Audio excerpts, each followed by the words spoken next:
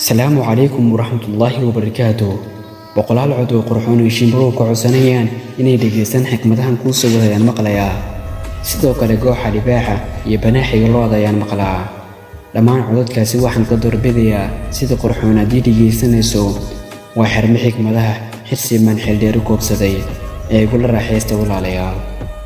goorta aan eegno xanuunada waxaan ogaanaynaa in waxa ugu xun ee nagu dhaca inay ka imaadaan dadka.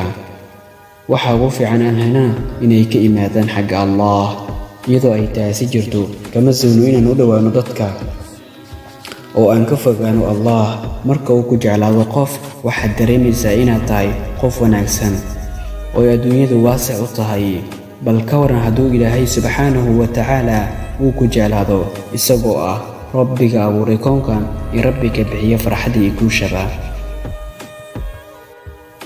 walaalkaygiiyo ama walaashaydii aynu xoojino xiriirka naga dhexeeya rabbigeena oo walaalkiina diin xusay shacab oo idinla doonayo guusha labada daarood.